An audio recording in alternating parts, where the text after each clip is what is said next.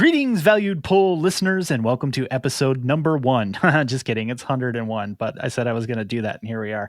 Of the Poll List Podcast, a bi-weekly show about comics, pop culture, and faith. My name is Chris Poirier, and with me, as always, is the one, the only, it's his birthday, Hector.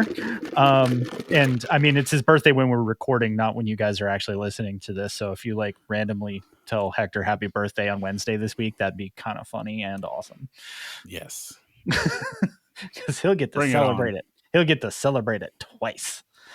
Bring it on. Does that mean you get more cake? Only if they're like mailing me cake or cash apping me cake. I don't know how that works. Please cash at me some cake. Yes. There's our how we're gonna fund all of LTN's futures endeavors. It's the cake app. Is the cake app. It's not Cash App, it's Cake App. Yep. TM registered copyright. You QR code something and you get cake. Hold on, I need to write something down real quick.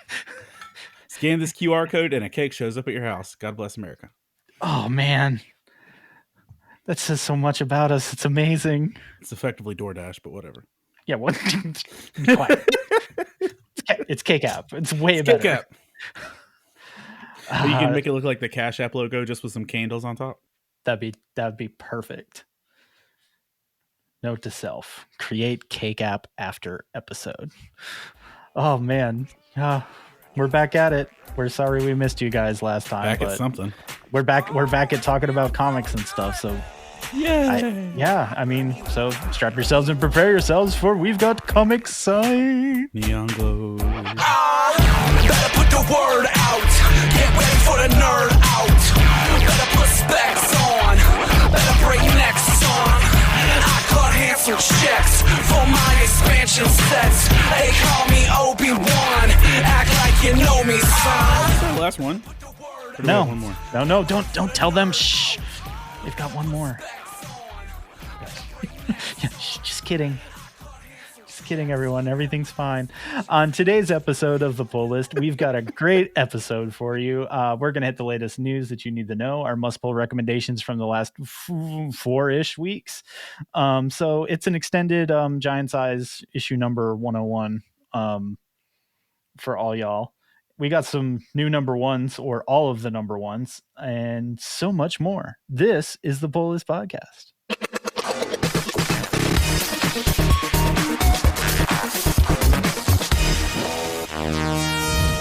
And let's talk about some news. Is that like hitting the Quan?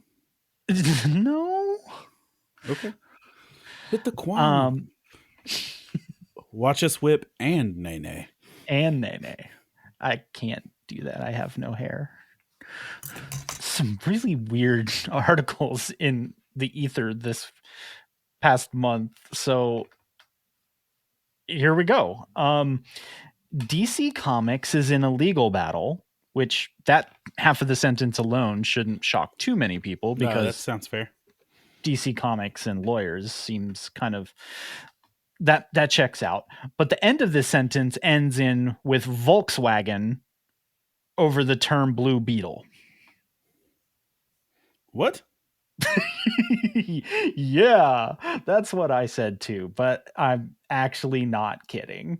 And apparently it's because DC was revisiting a lot of their copyrights recently, and they tried to expand it to a certain extent, and to extend it and all that good stuff, legal stuff, copywriting and everything. But apparently that absolutely upset somebody at Volkswagen, and they weren't having it. So let me see if I can figure out, because when you copyright made cars things for Nazis, let us have comics. Yeah, there's that. But when you copyright something, you usually have to explicitly say like what particular thing that a copyright's going on. So if you've ever tried to copyright something, it is the most obnoxious and expensive process in the world, because if things fall in different categories, you basically get to keep paying and filing more and more paperwork because government. But so just reading like the registered trademark on Blue Beetle is literally more than a paragraph long of the different things that they wanted to cover it. But I guess somewhere in there, it must have leaned gently up against automobiles somehow. Though I'm not seeing the word automobile in there, but it literally everything from plush toys, balloons, bathtub toys, ride-on toys, playing cards, toy vehicles. Maybe that's where. That's probably where. Dolls, handheld playing games, playground stuff, paper face masks, recorded operational computer game software, jigsaw puzzles. I'm serious. It's like this much text.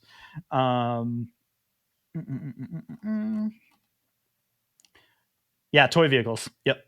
That they have said, yep, you need to remove that immediately, is basically where that one came down. So congratulations. If you were curious what random thing somebody could get sued over in terms of copyrights and trademarks, DC is currently having a conversation with Volkswagen over whether they can copyright the term Blue Beetle as it relates to toy vehicles. Well, I meant TikTok is suing our government, and I'm kind of rooting for TikTok, so whatever. Our litigious society is amazing. Today's episode is brought to you by the word litigious. Stay tuned for our Schoolhouse Rock special after this. Nope, not going to sing about it. Sorry. Oh, we're singing about it. We're singing about lawsuits and We're singing- copyright. And copyrights. Copyright. Oh, it's copy wrong. That's why we got this copy song. That's actually pretty good. We should. Right? I was pretty fresh off the fly. I'll take that one. All right. So we might have to work on that for the next episode of where Chris and mostly Hector sing Schoolhouse Rocks in terms of DC's litigious woes with Volkswagen and Blue Beetle. Congratulations. Oh, Blue Beetle, why you so blue? They're trying to take those vehicles from you. We got this, baby. We got it. All right, scrapping the rest of the episode. I know what we're here for now. Yep. Yeah. This is why I was put here. Just need to give the people what they want, I guess.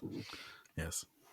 But the internet couldn't possibly stop it randomly suing people over toy vehicles and naming them after superheroes.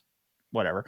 Alan Moore tends to go viral every decade for things that he said very far in the past, because if you know anything about Alan Moore, he generally doesn't say a lot. He says some stuff though. But when he does, usually the entire world goes, oh, that's a thing. So what's happening again, and not many people are really sure why, but it got brought up.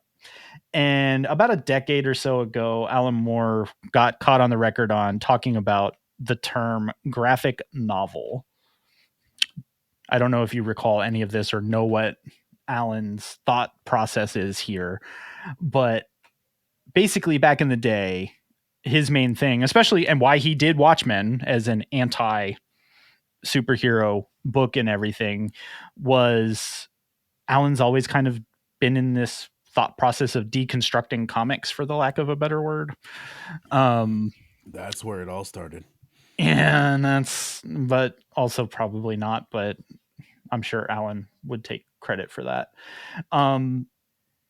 Anyway, post Watchmen, he kind of stared at the entire comic book community and went, "You missed the point," which sounds about right, because Alan usually, when he's about to make a point, basically talks down to all of us and reminds us where our station is in the comic book literature world, which is nowhere.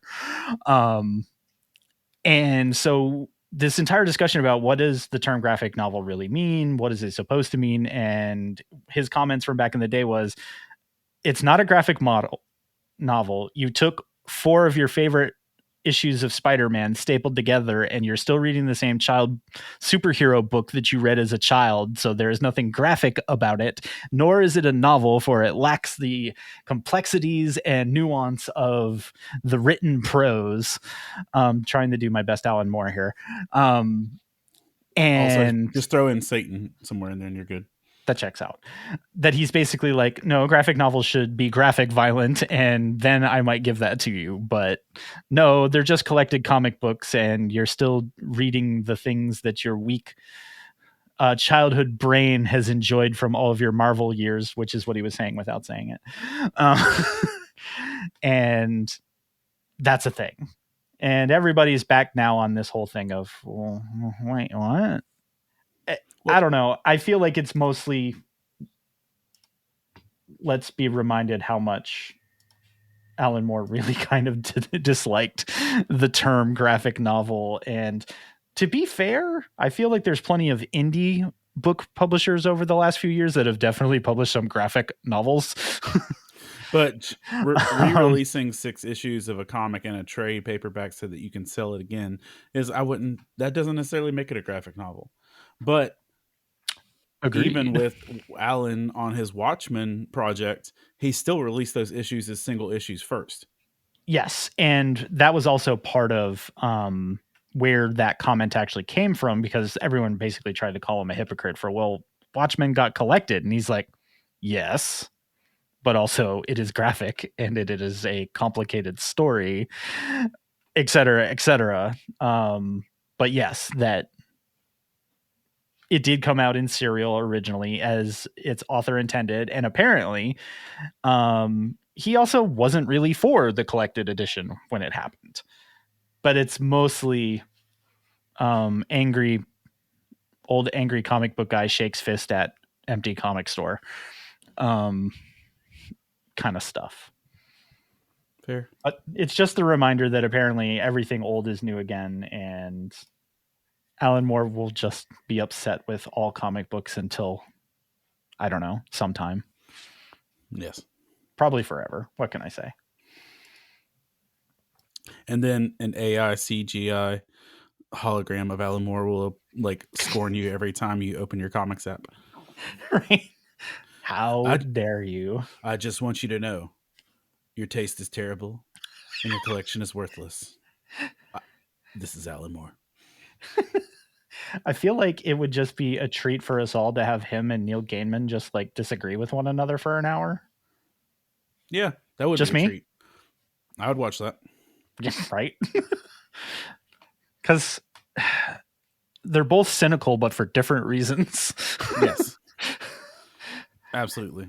And I think it would dramatically conflict potentially, and that would just be that would be quality entertainment for literary and comic book nerds alike. I'm gonna petition for that in my future. That's on my bucket list. Who would play Neil Gaiman in a movie? I think the obvious answer is only Neil Gaiman. No, like pick a youngish, 30-ish Hollywood actor who would play Neil Gaiman in a movie. I don't know if I know that many 30-somethings currently in Hollywood. They all depress me. Like in 10 years, Timothée Chalamet could play him, but not now. Okay. I don't hate that. No, but he's definitely not old enough now. But then again, I don't think he's old enough to be playing Bob Dylan, but whatever. And here we are.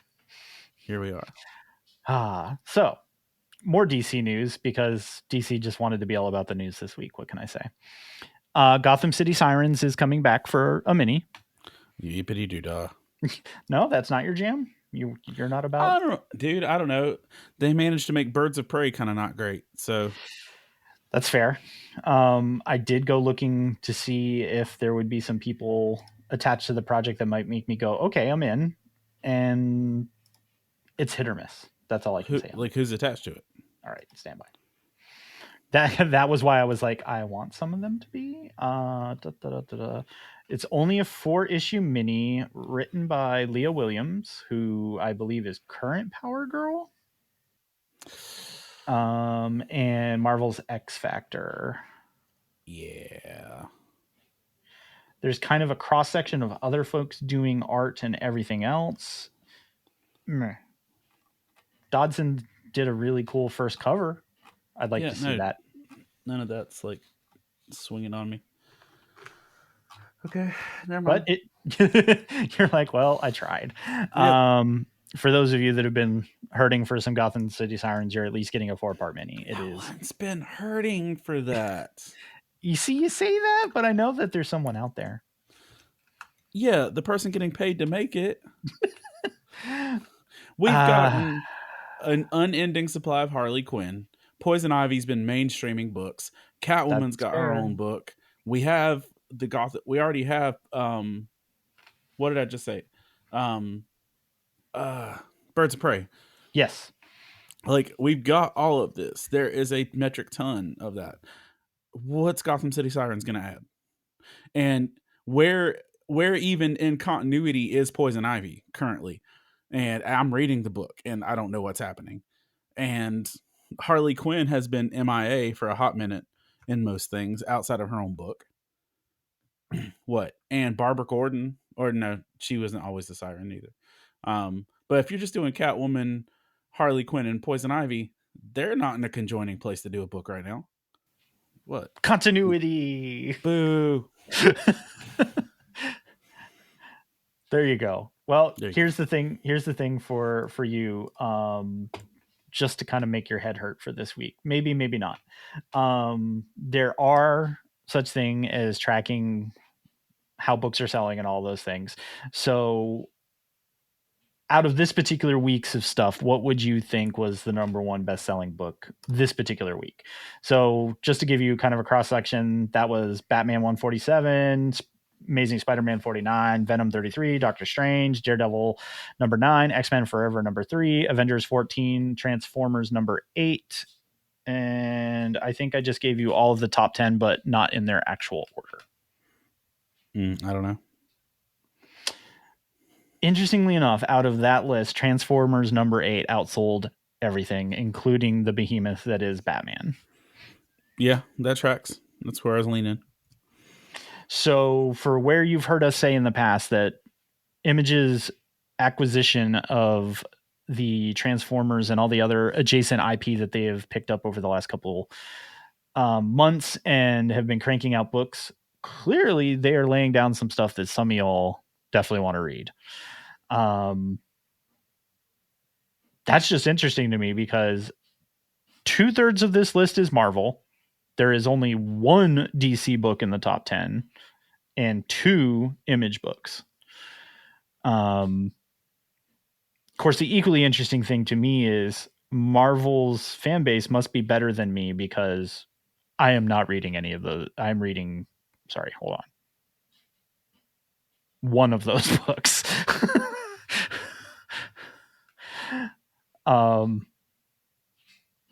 So interesting. I did not think that Marvel was banging out those top sellers in books like Wolverine. X-Men Forever being like the 47,000th X-Men book. Well, Wolverine has been on a hot streak since issue 45. So, right. And he just got his powers nullified and he has an adamantium suit. No. So Doctor Strange, though, being in the top 10. I guess the New Strange Academy? No, it was not. It was just regular Doctor Strange number 15. Huh. Right. I saw a New Strange Academy and figured it was that. Nope. Strange Academy came back just for the Blood Hunt, and technically none of the event books for Blood Hunt, which also came out this week, are in this top 10. So numbers are weird, but I'm always interested in them because it says something about what's going on out there. I'm not sure what this says. According to this, it says that Marvel must be doing something right. And that almost made all of the fiber of my being hurt a little bit on the inside. Well, fiber hurts my insides anyway. Man, are we but getting old? Is that what this is? Yes, it is. All right. Well, here we are. I almost died last weekend because I got too dehydrated at a wedding. So, that's a thing. You're supposed to stay hydrated, friend. Yeah. Hydrate or dihydrate. Sticker available at the Faith and Fandom booth. Now available. It is. Have you seen my hydrate or dihydrate sticker? Hold on. What? Like, for real. Not a sponsor, but a sponsor. Yeah, hold on. It's pretty cool. It was a on the whim sticker idea, and I just thought it's on the whim. And those of you that are watching us on the YouTube get this preview that you can find at Faith and Fandom. The rest of you on the internet are like, "Oh, that's a very interesting sticker that Chris and Hector were talking about." Oh yeah, that would be it. That is, it definitely says those words in which we have just recently said to you. This is that's high quality podcasting right there. There you go. So I guess it's not really news, but it's kind of our transition point. So I'm going to say that, that's what you need to know. That's our bi-weekly look at the industry and delivering you the insider knowledge. As always, you can join us in the conversation. Hector and I over and all of your other nerdy friends, not just Hector and I. There's other nerds there on the Love Thy Nerd Discord, and you can kind of hang out with us and talk about what you liked, what you hated, what we missed. We probably missed it. And it's a good time. But before we jump into our polls, I guess it's technically a poll. Are we gonna? It's like quasi joint, but technically it was last episode. But we're kind of like, you read it early. You did mention it, but we didn't spend a lot of time on it. No, we never talked about it. It came out after the. Was it after? Yeah. Oh, that's right. Because all the things, but it's on the episode that would have happened had we done one on time. That's right. Chris's fault. Good times. Wonder Woman number 8. If you would set the stage for all of our lovely folks. Part of Wonder Woman's ongoing saga in the past revitalization by Tom King is that there is a patriarchal villain called the Sovereign who operates under basically his power is the patriarchy, and may the powers of the patriarchy combine. Yeah, none of this sounds good. And where he has a Themysciran weapon called the Lasso of Lies instead of the Lasso of Truth, and he's been pulling the strings or the lasso for the last 8 issues, and boo. Sorry, I had to. And now he has Wonder Woman entwined, and he's trying to force her to believe the lie that she is nothing but a domesticated housewife and is not a threat to him or anyone else. Fair setup. Wait, what?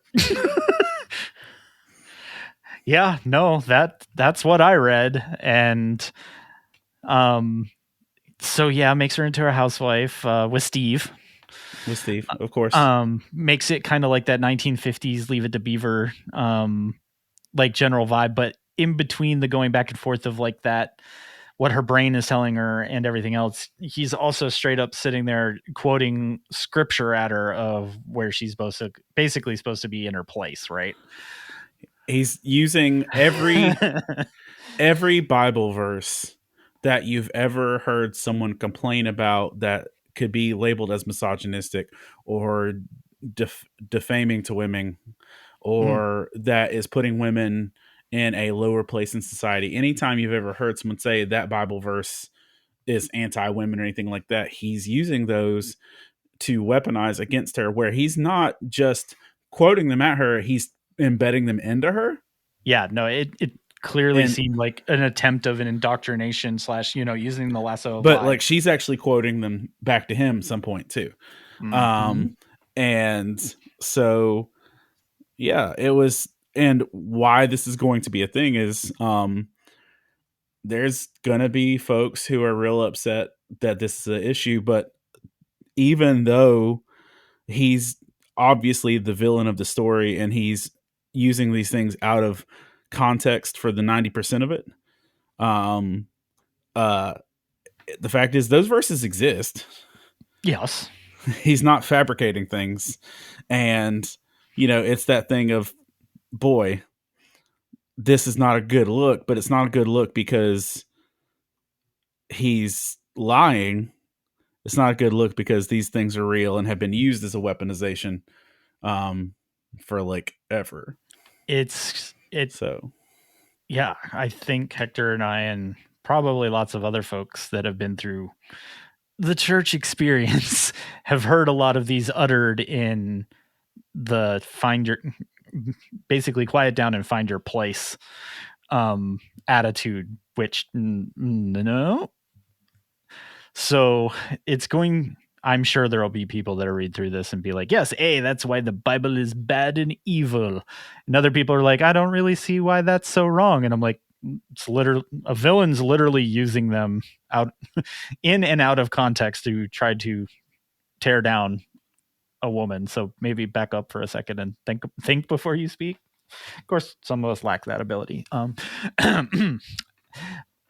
It's just an interesting journey, and I think it's another one of those things, and why Hector and I wanted to bring that to folks' attention is there's lots of conversations that are actually taking place inside comics by people that kind of do understand the Bible and the biblical context of things, and are actually providing us with a commentary, and in a lot of cases a very fair commentary.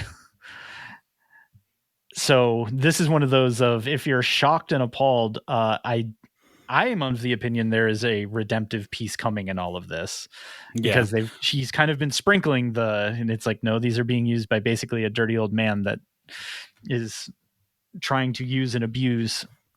I will say this is Tom and his writing reaching further than he's reached before in some things. Because what is it, issue 4? That was the Make-A-Wish kid.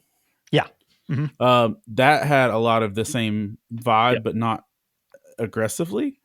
And let's also just say, like, the Pull List podcast started on Batman 53, where he went probably the hardest we'd seen him into the theological paint, to mix all of my analogies. This was a full issue. Yeah. Well, where Batman 53 went to the theological paint of actually being pro-faith, pro-Jesus, your purpose in God. Batman is not an atheist. Like, where it went hard there, this feels like a full swing in the other direction based on this issue. At least in the character of Wonder Woman. But where I would also go is that this feels dramatically different than the last issue, which we just got, which was that stupid shopping for Batman's birthday present thing. So I guess I can feel better about that now, because in retrospect, he was clearly setting up, these two things are not like each other. Yeah. There's a clear demarc in him turning into all right, stuff's about to get real. But with that being, well, I feel like they probably needed time to finish the whole arc of this. That's probably fair. But to let you make sure you're aware, this arc of this one little storytelling part, what was the title of it? Hold on. Oh yeah, what did they call it? Because even that was like Sacrifice is the title. Sacrifice is part 1 of 3. So there are 3 issues of this stuff happening with Wonder Woman number 8.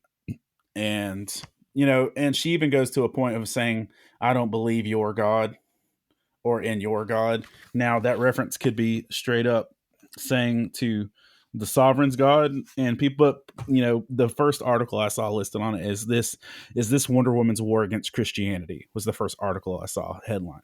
Of course, which was exactly what happened with Batman 53 did Batman just admit he's an atheist? And all the rest of us read it and went, that's what you took away from that? Yeah. And also, don't use scripture in inappropriate context to oppress other people.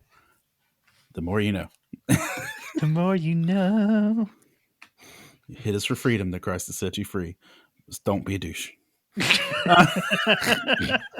Oh, right. Oh, so yeah, there's that. So now, yeah. So we will be on hiatus by the time issue 10 drops in this story. Yeah, we might have to do a special or do a Hector Faith and Fandom Summer Edition to cover that if it is appropriate. Yeah. All right. Well, now let's tell the people all the other things that you read, because Hector apparently is doing his best Chris impersonation this week. So it was very Chrissy. But I read 17 books this week.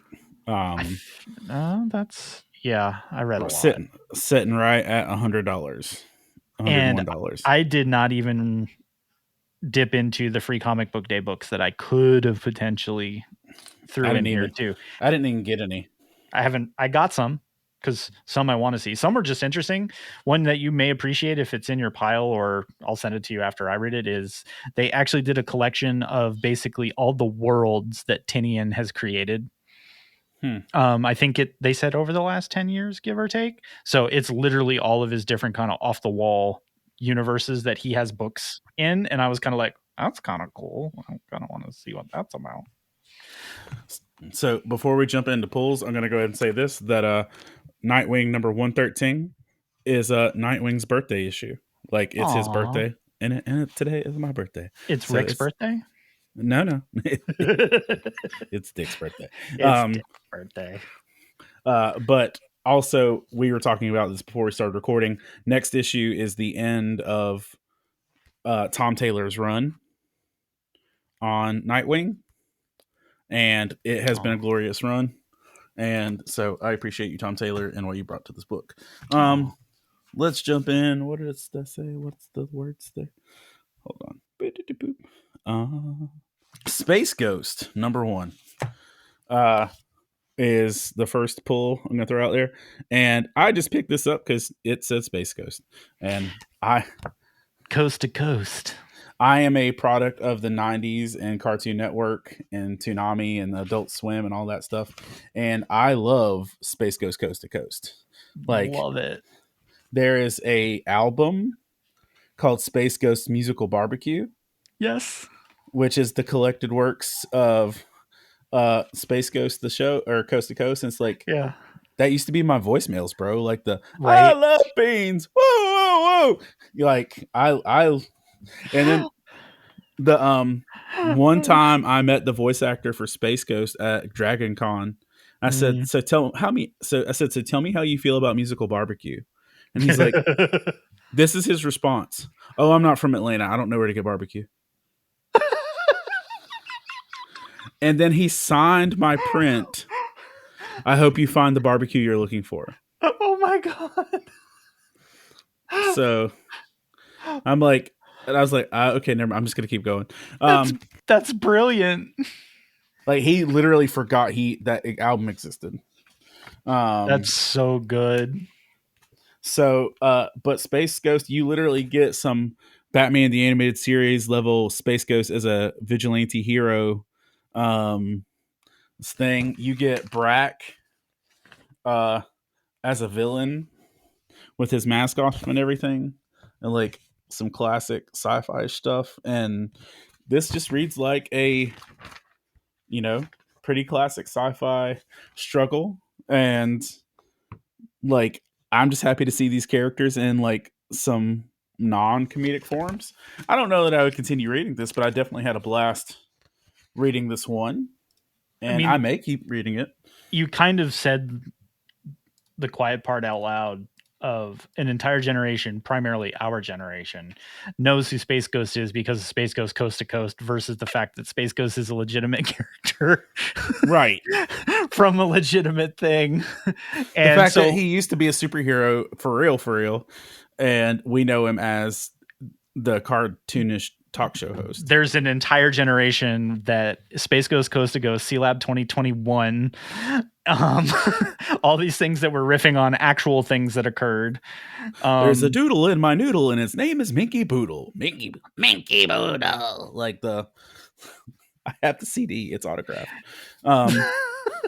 It's autographed by Zorak. Zorak is the best accompaniment to anything. Fight. Yes. Oh, that was literally, I found myself every page I turned waiting to see Zorak. Zorak being, that's stupid. So that was just fun. I will say maybe the most fun I had reading this 17 issues with Faith Returns. I didn't see that. No, oh, bro, so fun. Now here's the thing: I did not read all of. Who do you freaking think? Jody, bro. Even better, right? I'm really disappointed that I missed that. Jody Hauser, who's someone who we've worked with at cons before, and who is I have a limited edition Faith Pop that Valiant gave me from that show that Jody signed. Yeah. Jody is the best at writing Faith, and it's her baby. And Jody does a lot of great things, but her stuff on Faith was really fun. And this picks up after the events of Faith's book. But like, if you don't know a lot about Faith, we can talk later. Wink, wink. No, boo. Oh, Youth pastor vibe. No. he said in Jesse Pinkman voice, "Boo, Boo. boo." But no, like if you haven't read all of Faith's arc or anything like It's that, so this good. is something you can pick up because it's her living. This is Better Call Saul for Faith. Oh, interesting. That's cool. That's a good vibe. She's literally living incognito, wearing a disguise, working at Cinnabon. Like it's that. Yes. This is when Valiant's universe works best. That the whole point is that a majority of the characters within that universe actually are normal people that are in just really wild circumstances. Like we're not talking Manowar, EXO, and that type of stuff, but like Faith, Quantum and Woody to an extent, Archer and what's his face. Yeah. So no, that excites me, and I bet my dude probably just didn't order it because I literally would have been the only person to read it. But I'm gonna say this, dude. Probably the most fun read I've had all week. And I read 17 books in a 30-hour window. And I'm talking she's in the midst of peril, she's making Doctor Who references and Firefly references, Battlestar Galactica references. Faith is a nerd, and that's the other thing that was always great about that character is when she finds out she has powers, she's like, wait, I'm like, and then yeah. And that's the thing. Reading this felt like talking to one of my friends. Aw. I'm right here, bro. When we can schedule it. Continue. But this was really, really fun to read. I think it might only be a 2-issue thing. That kind of makes me sad, but at the same time, yeah, I get that. But this was fun. This would make me go back and read Faith at some point too. So that was good. Boy Wonder, the Black Label book for Damien, which is basically feels like a fairy tale-ish retelling of Damien's story through a young, hopeful Damien's eyes. But it gives me very strong Samurai Jack vibes, like Jindy Tartovsky vibes. Like, check out some of the art with this. Like, it literally looks like it could be Primal or Samurai Jack, something like that. But it's been really fun. This first issue basically is Damien seeing what value Dick Grayson has and why his father kept him around, and him learning life lessons. Thanks, Dad. Yeah, it's him learning life lessons from Dick Grayson and Barbara, and the next issue is going to be him learning from Red Hood. That shouldn't be traumatic at all. Yeah, right. But it was well written. It was funny, but this really felt like I was watching something Jindy Tartovsky made. So, and like normally, this isn't the I'm cool and sleek and I'm a BA Damien. This was thinks so. This has some wonder to it, like in some of the storytelling of it. So enjoyed that. What are we at? How many I got left? Okay. I got two. I think you hit 2. Oh no, you didn't say the other one yet. Batman 147. Just continuing down the Batman arc, and here's why it's going to make it in the list. Why There's it made it instead of a lot going on there. There's a lot going on in this one. And why I went with this over Nightwing is simply the fact it feels like we're gaining traction to actually finishing the story.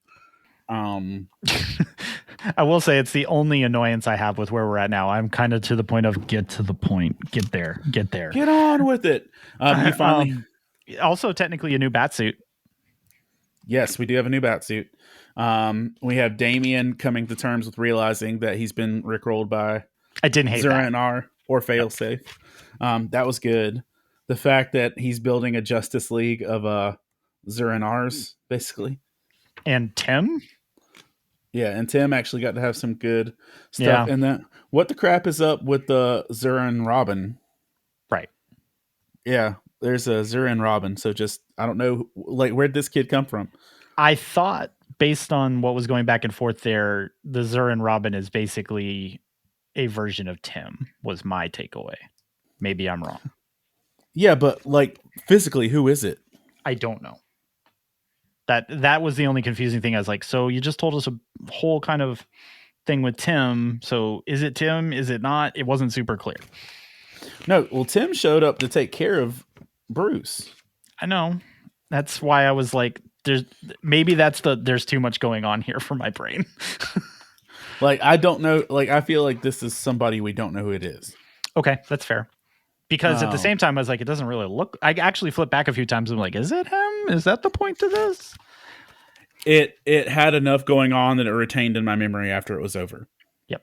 So that I feel like it earns its spot with that. And then the other one was, which by the way, for all their positives with these books, they need to label crap better. Well, that and now that we do like the part 2 or like this is the quarter story we're giving you after the story thing. It's like, yo.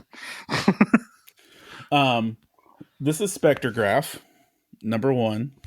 Stylish big cover from Distillery. It's a James Tynion book. And effectively, this is a terrible mother who leaves her child in a high chair for several hours and goes to try and do a real estate deal. Okay. And she's on the phone with her best friend, trying to get her best friend to leave work to go take care of the child she just left stuck in a high chair alone at home. Because she needs this money to be able to take care of the kid, whatever. And she gets to this big That's a bad look, fam. Oh, dude, it made me so uncomfortable reading it.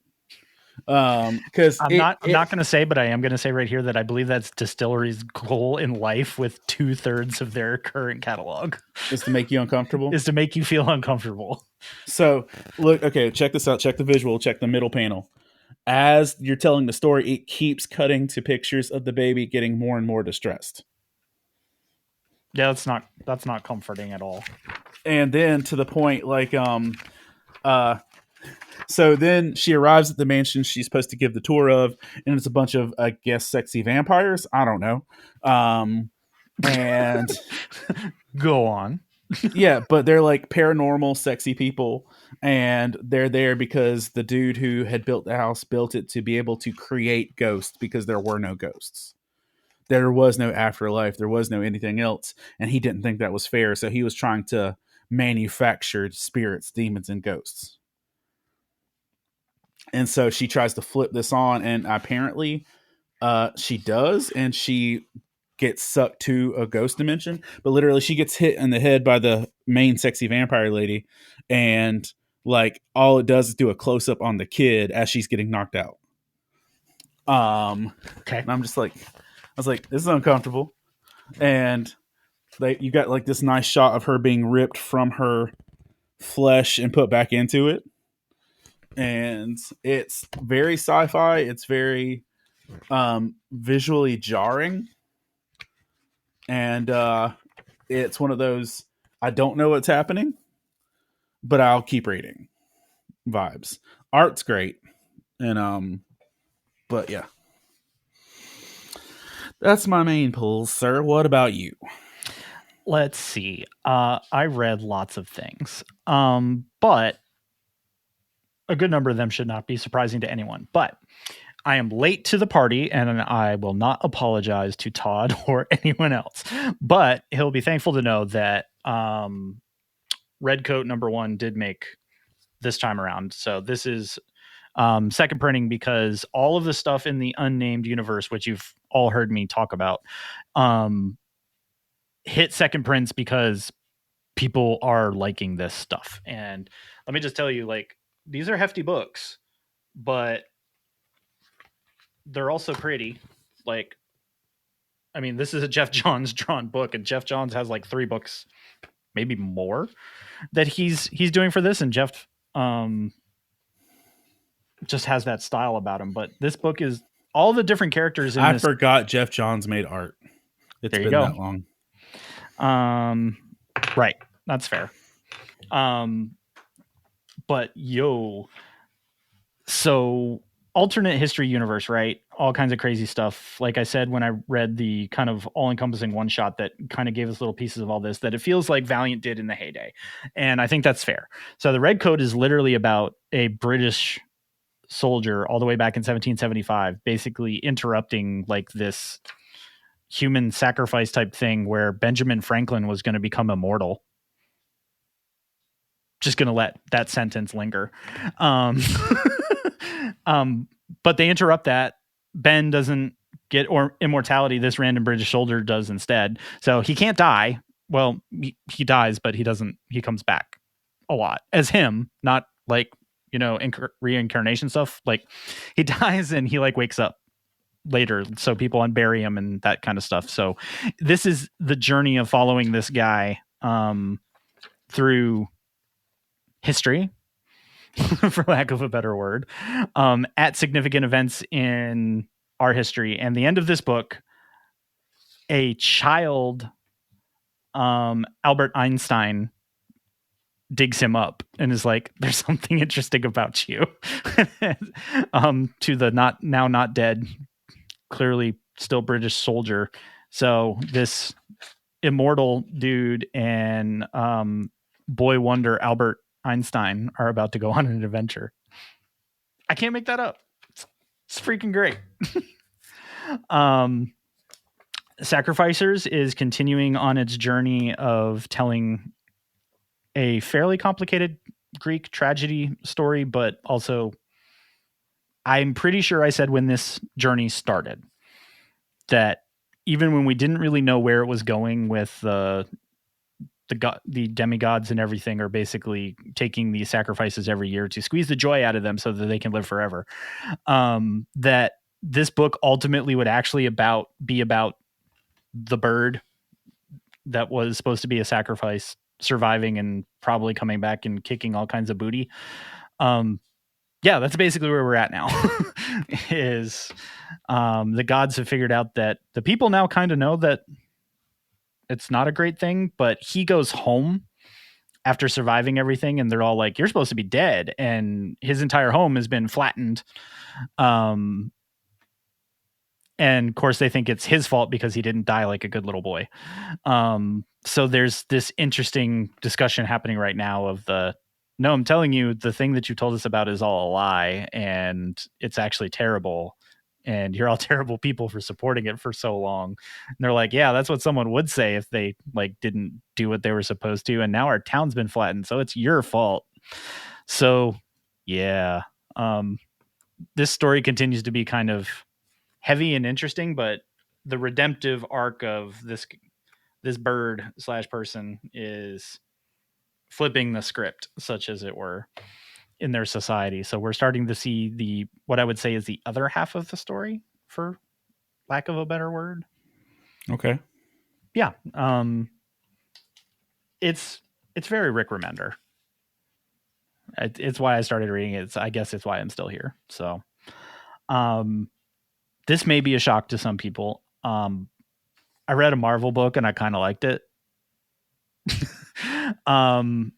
But Garth Ennis's Get Fury is, I'm going to say this, it's at least interesting. Art's good.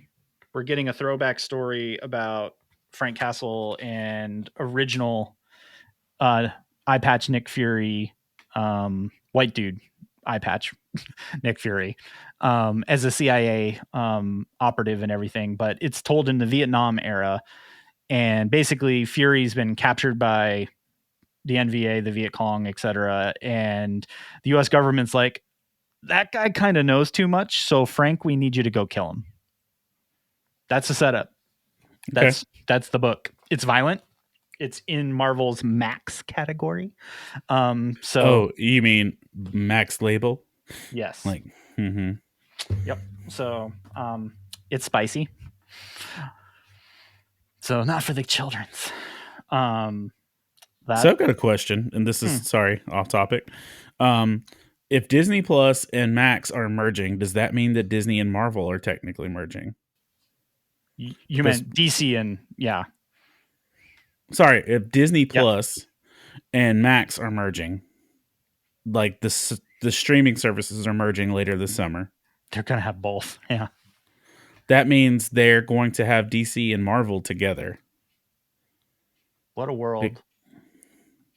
So dogs and cats living together. I feel like that's foretelling that we're about to, everything's going to get bought out. But go on. The end is nigh.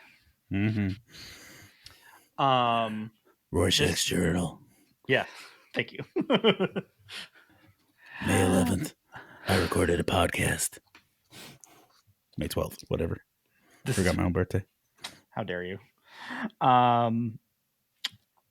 This is not a new book. It is technically an old book that is a new book because it was Kickstarter / all that other things. But that's the one with Eastman, right? Eastman, Bishop, Avalon, lots of different people. But this was a project that they did on their own that is now coming into reprint and by Image and available again. So Drawing Blood is absolutely a good time because it is Eastman and Ben and everybody. So it's the same thing, kind of like in Last Ronin, that the art goes back and forth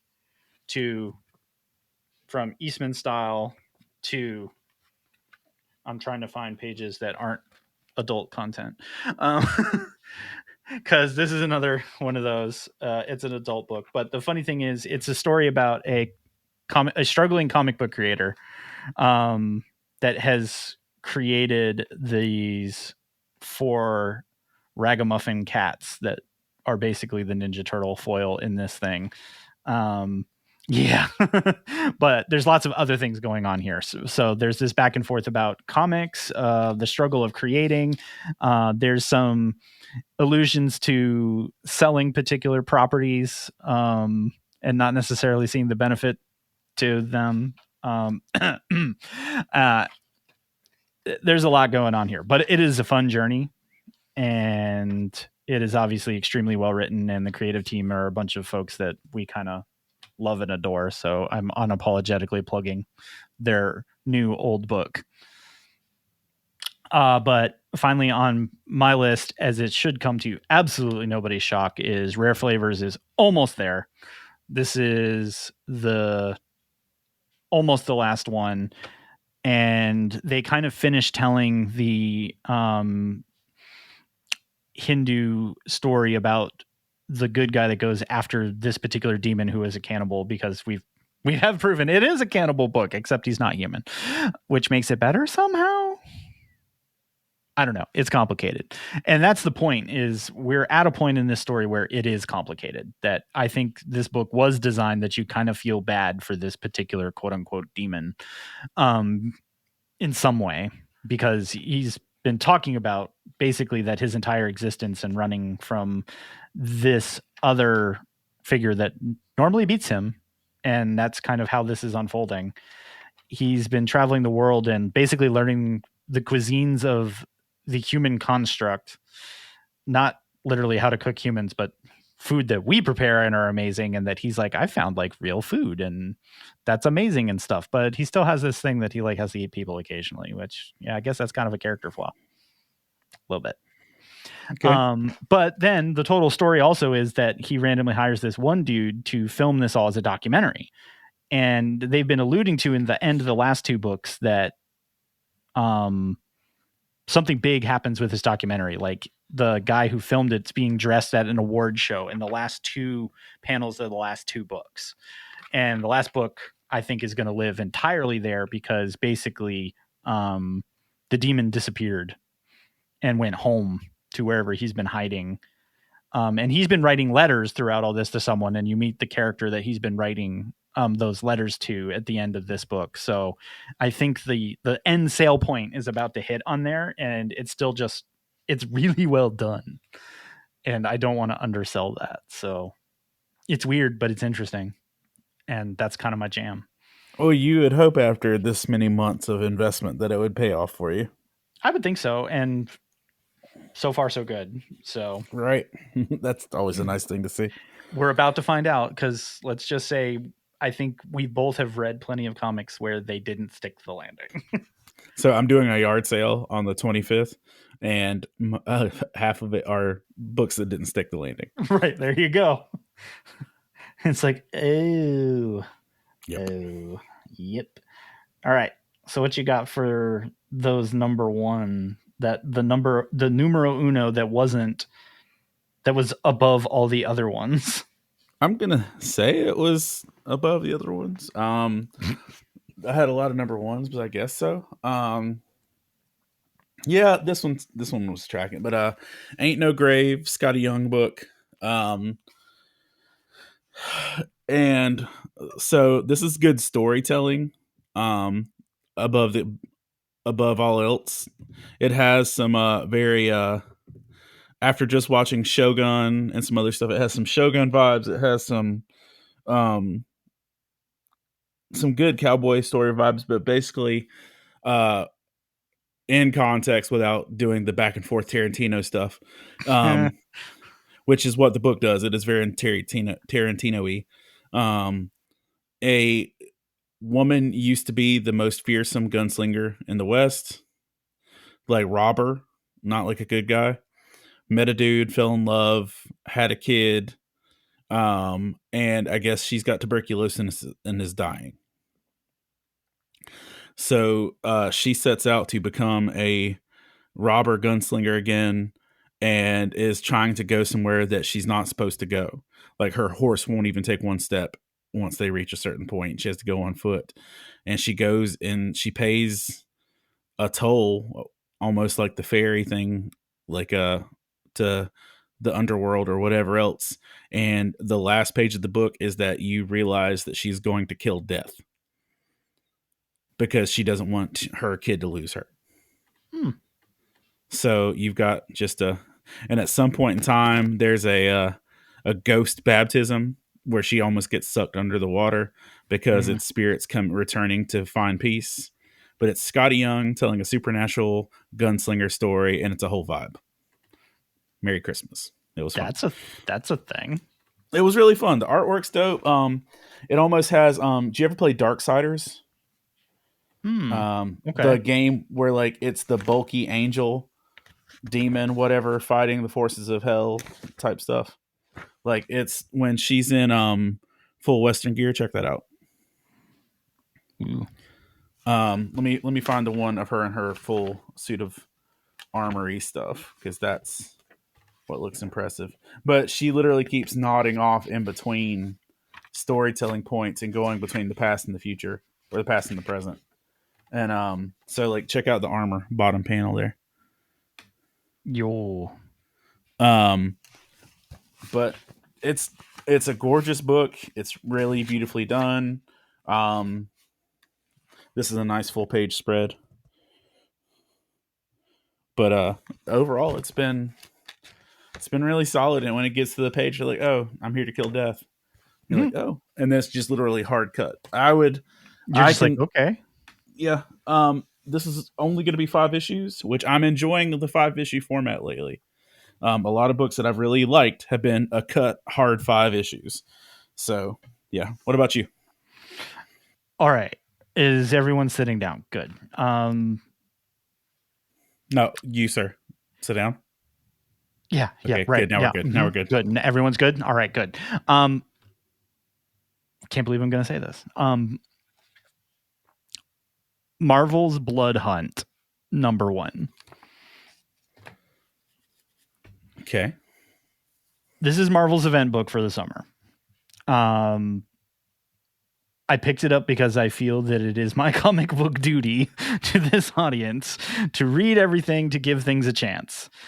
And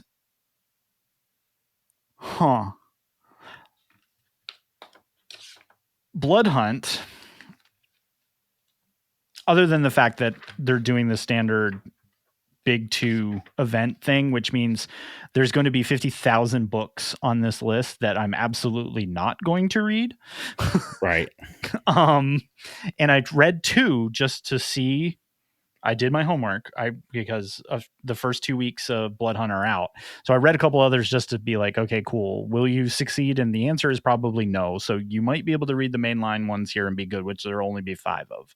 But Blood Hunt is Marvel's rip on DC's vampires.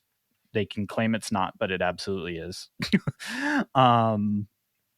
Because DC is also bringing back their vampires by the end of summer. So here we are. But the premise of this is that the sun gets blocked out / the sun dies. So there's no more natural sunlight available to Earth. And while that's kind of working itself out, lots of vampires start showing up on Earth. And all the Avengers and other Marvel superheroes are like, well, that can't be good.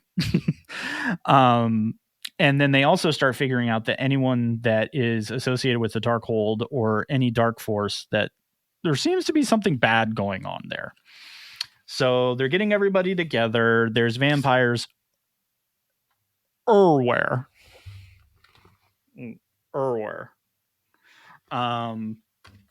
Art's really good. That's the other thing is like, okay, since Marvel's like, we're going to do this. They did good. They chose good. They chose well. So literally all over the world, vampires are showing up everywhere. The Avengers are having a bad time. For some reason, Latveria, Doom's country, has a vampire barrier and it sets them on fire. And Doom's like, good. He should. Right. He's like, I must take care of my people like a good leader would, like Doom would do. And then of course, we're gonna build a wall of fire. It's gonna be huge. It'll be huge and it'll be great. And it was. Here we are. Atlantis does not have a wall. Wakanda does not have a wall like this. And so Doom's sitting over there like, let's go make sure the people are happy because happy people are loyal people. So good job, Doom. Obviously, Blade shows up at some point because that has to happen for a lot of reasons, contractually and otherwise. I'm going to give you I'm going to give you 2 big spoilers. So if you want to find out the holy, wow, this happened. Yeah, skip to the end of the episode. But this isn't the end? They figure it is, but they figure out that, you can kill vampires by putting wooden stakes through their hearts because, that works. So there's some bad stuff happening, and Thor accidentally takes one to the dome. So it seems pretty likely Thor's out. That really upsets the other Avengers there, and they don't have a good time. There's a conversation a little later because basically the first book wraps up with Doctor Strange in Sanctum Sanctorum going through all of his books, basically trying to piece this all together, going, if I don't figure this out, everybody's going to become vampires, and that's going to suck. So that checks out. And so Blade goes to see him and be like, how's that whole thing going? And Blade basically shares that the Avengers are in fact compromised and or down. And Doctor Strange is like, well, that sucks, like a lot. And him and Blade are going back and forth over trying to figure out how to fix this. And he talks about seeking the Darkhold. So we're getting all the things that you're supposed to care about in Marvel right now. Blade's back, Darkhold, vampires everywhere. And they're having this conversation back and forth of, well, who would black out the sun to allow all this stuff to happen? And basically the final panel, it's why I'm giving this to you now, because that's where I was like, okay, it's Blade basically being like, haha, it's me. And he's going to bite Strange. Yeah, not surprising. So yeah. So at the same time, it's kind of like, well, duh. And maybe save that one for a little later, Marvel. But all that to say, it's really well drawn. It's not the most obnoxious, overwhelming, throw everything Marvel into a book I've seen them attempt to do in the last 5+ years. So other than the fact that they want you to read like 17 side stories to get the whole thing, which is typical of a lot of these folks. And like I said, I read 2 this week and I was like, I'm good. One of the exceptions to that, though, is they are doing a Union Jack one shot that they're calling Union Jack the Ripper. And so I'm totally reading that one. Because even if that's terrible, that's like that's pretty good. That's cheeky. So okay, Marvel. I thought I would be reading this and being like, that's the dumbest thing I've ever read, but for the sake of kind of the setup and where they're trying to go with it, I don't hate it. Listen, Marvel's about to get enough of my money with Gail Simone coming back to X-Men. So and so well, there you go. There's plenty of other things going on in Marvel right now, but other than the fact that I'm pretty sure I said this when we talked about this coming up as the event this year, that this should have run in Halloween. Get better. Of course, DC, like I said, is going to do their Return of DC Vampires, I think before the end of the summer too. So fine, but lost opportunity. That's all I'm saying. Well, you get why it's that way, right? Yeah, I know. I just don't like it. Well, because they need to be able to have it in trade by Halloween. Yeah, I still don't like it. I'm reading about vampires in May. Come on. It's because you're reading the early access things we call comic books. Ooh. Is that what these are? Yeah. Oh, well. I guess so. In fact, that means that's going to do it for us here at the Polis Podcast, episode 101. It's now going to require extra syllables for me to say the number of episodes that we have done each week. Is now in the books. It's now in your ears. It's in your eyeballs. You've heard it. You've seen it. And it's true. You can catch us on YouTube, so don't miss that. We show lots of wonderful things like Faith and Fandom comics. Not comics. Well, also comics. There is a comic. You can't get the comic on the website now, right? I think so. Good. You can get comics and stickers from Hector over there. But as many of you know, we take this epic journey of podcasts and fandom with a lot of other amazing podcasts over on the Love Thy Nerd podcast network. So be sure to visit lovethynerd.com for more info, previous episodes. Maybe you'll find yourselves a new show and all that good stuff. But wait, there's more. You can catch. Yes, it's amazing. You can also now stream us on the GLU network, which is a streaming platform available on them Rokus and smart TVs. You got a dumb TV, I guess you'll have to look at it on your phone or whatnot. iPhone and Android apps do exist, but GLU basically exists to unlock the inspirational value of faith-centric programming, which we're kind of occasionally doing that kind of stuff over here. They're partnering with all kinds of other Christian content creators like Love Thy Nerd, us at the Polis Podcast. And wink, wink. So we're proud to join our friends God Squad Church, Unity Gaming as basically the first group of nerd culture channels over on the GLU platform. So download that app today, search for Love Thy Nerd. You can see Hector and my occasionally smiling face when we do wonderful things and whatnot here at the Polis. So as always, Hector and I do want to thank you for choosing us as your primary collegiate. It's collegiate comics this week. It's comics knowledge factory because I'm no, it's comics. If it's anything else, no. So don't leave us hanging. Rate, review the show. You can find us on just about any podcasting and or visual platform nowadays. So iTunes, Spotify, Stitcher Radio, YouTube, GLU. We're there. So thanks for listening, for watching, all of that good stuff. Happy birthday to the one, the only Hector. Remember to send him cake via the now trademark Cake app. So remember, kids, read more comics. I'm gonna take all 7 continents as a game of risk.